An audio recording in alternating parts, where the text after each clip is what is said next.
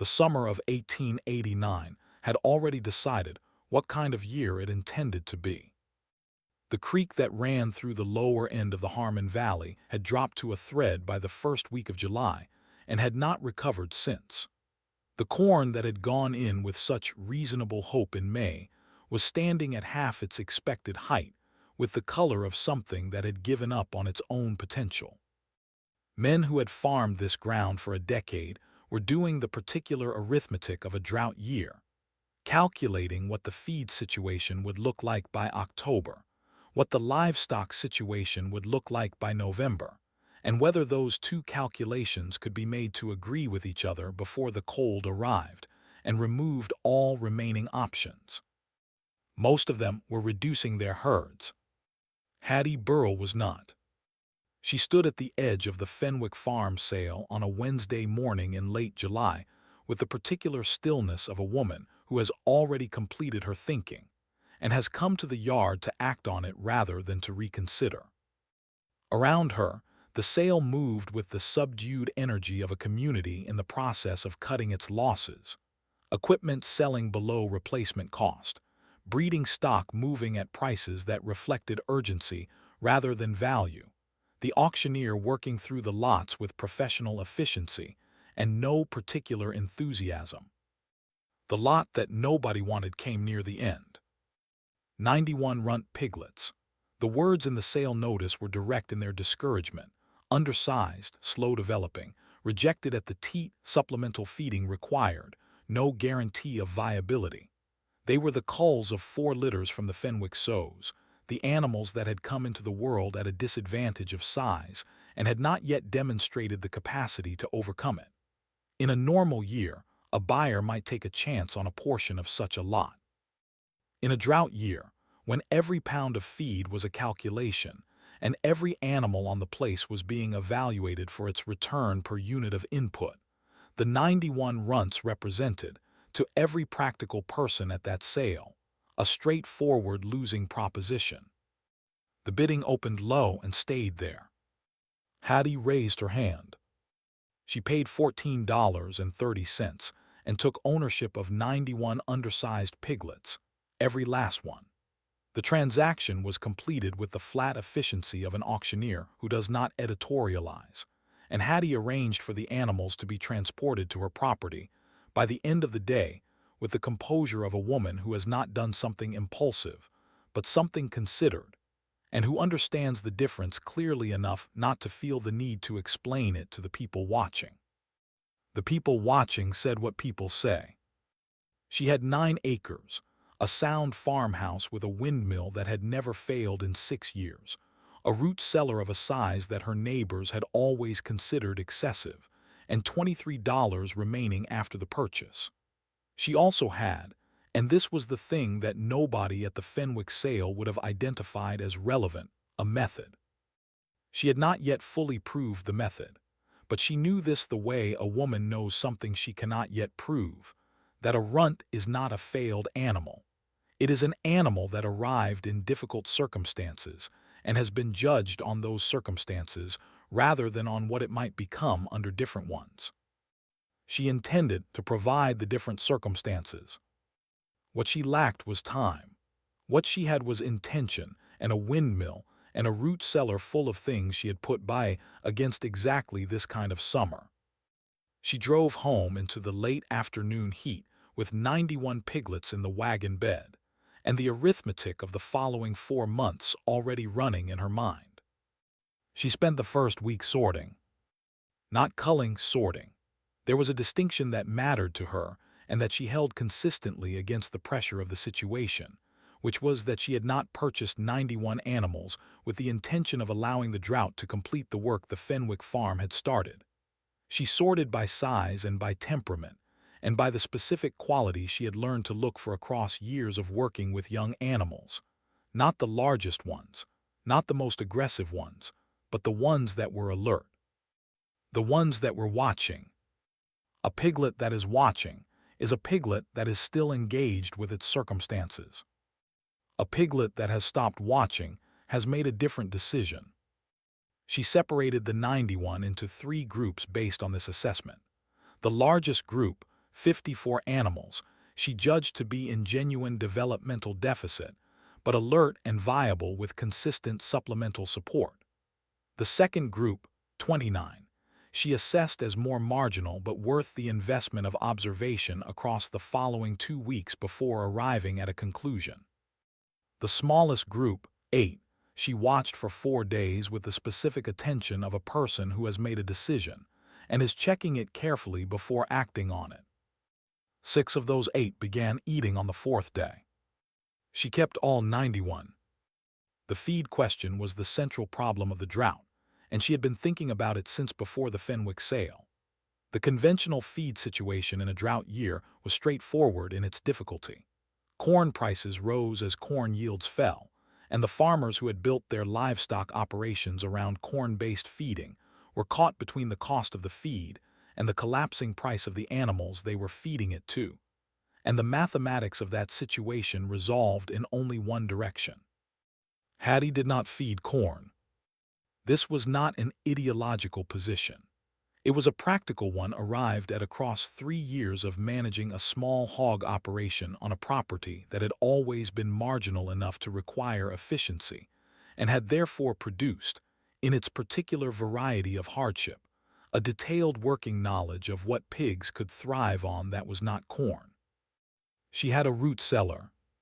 In that root cellar, across the previous 2 autumns, she had stored with deliberate excess dried field peas in quantity, culled root vegetables, grain screenings purchased at mill-end prices when the millers were moving inventory, and a quantity of dried corn cobs, not the grain, the cobs, that most of her neighbors considered waste material, and that she had been fermenting in water barrels to produce a wet feed supplement, whose nutritional value she had worked out through observation rather than any formal education in the subject.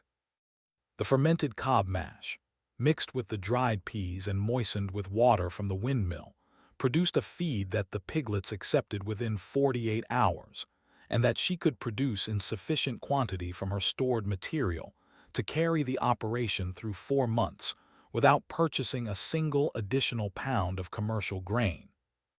She had calculated this before the sale. It had tasted, not to her literally, but in the accounting sense, like something worth the gamble. By the end of the 3rd week, the first group of 54 animals was gaining weight at a rate that she noted in her ledger with the careful understatement of a woman who had learned not to celebrate too early in a drought year. By the end of the 5th week, 22 of the 29 marginal animals had crossed into the viable category by any reasonable measure. She was not ready to claim success, but the ledger was beginning to say something she had hoped it would say. By the middle of August, the drought had announced its intention to be remembered. The creek in the lower valley had ceased to flow entirely. The corn that had been at half height in July was now a decided loss. Men were cutting it for silage rather than letting it stand any longer, salvaging what they could from a season that had made its conclusion apparent. The livestock situation was moving in the direction that the arithmetic of late July had predicted, and the families who had waited to reduce their herds were now reducing them at worse prices than the families who had moved in July, which is the particular punishment that waiting extracts in a market moving in one direction. The hogs in the valley were going fast. Hattie's were not going anywhere. They were, by the 3rd week of August, visibly different from what they had been at the Fenwick sale. Not dramatically, not in the way of animals that have been pushed for show weight, but in the steady, durable way of animals that have been fed consistently and managed carefully, and given the particular benefit of not being crowded into the stress conditions that accelerate the respiratory and digestive problems that run through drought-stressed hog operations like fire through dry grass. She had built shade structures over the pens in the 1st week. Simple structures, poles and salvaged canvas, nothing that required money she did not have, but sufficient to keep the direct August sun off the animals during the hottest hours, and to reduce the heat stress that was contributing to the deterioration of every other hog operation she could see from her fence line. Her windmill produced water, not in abundance but in sufficiency. Sufficiency, she had long understood, was underrated. A neighbor named Bernard Coles stopped at her fence line on a Thursday afternoon in late August. He had sold his hogs in early August at prices that had not satisfied him, and that had nonetheless been better than waiting would have produced. He stood at the fence and looked at the animals in the pen with the expression of a man looking at something that is not supposed to be there. He asked what she was feeding them. She told him, fermented cob mash and dried peas, water from the windmill twice daily, shade during peak heat. He was quiet for a moment. He asked if she intended to sell. Not yet, she told him, not until they were ready. He nodded in the way of a man filing information he does not yet know how to use and drove on down the road. She watched him go and returned to the ledger she had been working from and made a note in the margin that was not accounting, but was useful in its own way. B. Coles asked about the animals. Word is moving. She could feel it the way a person feels weather before the clouds arrive. September arrived, and the drought did not leave with August. The valley livestock market, which in a normal September would have been moving with the orderly energy of fall selling season, was a diminished thing. Thin on supply because the supply had been sold off or had not survived the summer, and thin on confidence because the buyers who had come looking for the usual autumn volume were finding that the usual autumn volume did not exist this year. What did exist, on 9 acres on the east side of the valley with a windmill that had never failed and a root cellar that had been stocked with 2 years of deliberate excess, was a herd of 87 pigs. 4 of the original 91 had not made it, a loss she had recorded without drama and accepted without revision of the overall assessment. That were now, by any measure a livestock buyer would apply, ready. Not show weight, not the glossy, pushed animals of a flush year. Ready in the specific sense of a hog that has been grown correctly, filled out to a natural frame, healthy in the respiratory and digestive systems that drought stress destroys first, carrying the kind of even condition that indicates consistent management rather than last-minute preparation. The first buyer came on a Tuesday. He had heard through Bernard Coles, who had heard through a conversation at the feed store, which had moved in the particular way that information moves through a small valley when the information is specific and useful, and the context makes it urgent.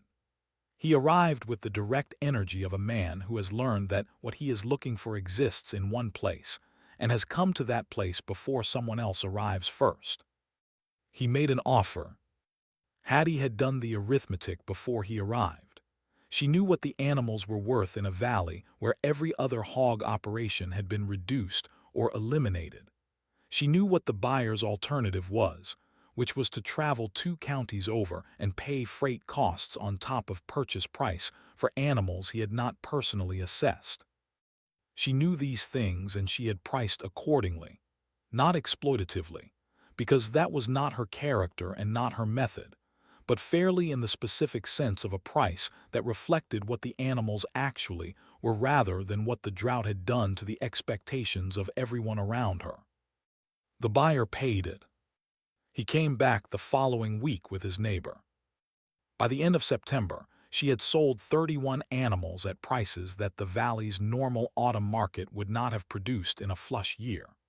The remaining 56 she held because the demand was still building, and the arithmetic of holding was better than the arithmetic of selling into a single week. The waiting list, a thing she had not anticipated needing, was 11 names by the first week of October, 17 by the third.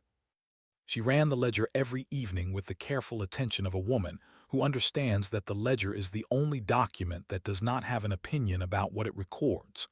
What the ledger showed, by October, was a number that she did not share with anyone, because it was not a number that required sharing. It was a private number, a settling number, the kind of number that means a person is no longer calculating whether they will survive the season, but beginning to calculate what comes after. What she lacked was more animals. What she had was a method, a root cellar that was depleted but had served its purpose, and a windmill that was still turning. That was, in the arithmetic of a drought year, considerably more than most. The rain came in the second week of October. It came without ceremony, no dramatic storm, no biblical downpour, simply 3 days of steady gray drizzle that the cracked earth absorbed with the desperation of something that has been waiting a long time and intends to make use of every drop. The creek in the lower valley ran again by the 5th day. Thin, tentative, nothing like its normal self, but present, a signal that the season had decided to relent before it had taken everything. The valley exhaled, and in the exhaling, it began the accounting. The livestock accounting was straightforward and not comfortable to complete. The hog operations that had existed in the Harmon Valley at the beginning of the summer of 1889 numbered 14. By October, 3 remained in any operational sense, and of those 3, 2 had been reduced to breeding pairs, enough to rebuild from, nothing more. The third was Hattie Burl's operation, which had not been reduced and had not been a breeding pair, and had, by October, sold 31 animals at prices the normal market had not produced and still held 56 animals, in condition that the buyers who came to her gate did not have a better word for than sound. 14 operations to 1. She noticed most things. She had noticed, at the Fenwick sale in late July, a lot of 91 Runt Piglets that every other buyer had read as a liability, and she had read as an opportunity. She had noticed, across 3 years of managing a marginal operation, that the feed methods the valley relied on were not the only feed methods available, only the most familiar. She had noticed, in her root cellar and her windmill, assets that her neighbors had seen as personal quirks and she had understood as preparation. She had not been lucky. The rain had not been part of the calculation. The rain could have come in August and returned the valley to normal, and her 91 Runt Piglets would have been an eccentric purchase that turned a modest profit. The rain could have held until November, and the last of the valley's operations would have followed the first 11 into insolvency. The rain was the weather. The weather was not a strategy. The strategy was the root cellar, the fermented cob mash, the windmill water twice daily, the shade structures in August, the ledger run every evening, the arithmetic completed before the sale rather than after. Bernard Coles came to her gate on a Saturday morning in October, after the rain, with his hat in his hand and 2 of his neighbors behind him. He was not a man who found this kind of conversation easy, and she did not make it harder than it needed to be. He asked about the feeding method. He asked about the root cellar stocking approach. He asked, with the directness of a man who has concluded that directness is the most efficient path, whether she would be willing to walk him through what she had done and why. She was willing. She spent the better part of that Saturday morning explaining it, the fermentation process, the pea storage, the shade management, the twice-daily water schedule, the sorting method she had used in the first week to assess viability. She explained it the way she did most things, without drama, without the editorializing that the situation might have seemed to invite, simply and specifically, and with the precision of a person describing something they have tested and confirmed. She did not say, "I told you so." She did not need to. The animals in the pen behind her said it plainly enough, in the specific language of living things that had been given what they required by a woman who had understood, before the summer had finished deciding what kind of year it intended to be, that preparation is not the same thing as pessimism. It is the opposite. It is the specific, practical, daily work of a person who has decided to be ready for what they cannot yet see, not because they are afraid of it, but because readiness is the only answer that works when the question finally arrives. She allowed herself one moment of satisfaction that October afternoon, standing at the fence with the first real clouds in months moving across the sky above the valley, and the smell of wet earth coming up from the ground for the first time since May. Then she went back inside and updated the ledger. There were still 56 animals to sell, and the waiting list was 17 names long, and the work of finishing what she had started was not less demanding for having been proven correct. She was, for the first time in the life she had built here alone, exactly where she had meant to be. Not finished, not comfortable, but placed correctly, steady and purposeful, and in possession of something earned in the specific, unhurried daily way that durable things are always earned. Word was still moving.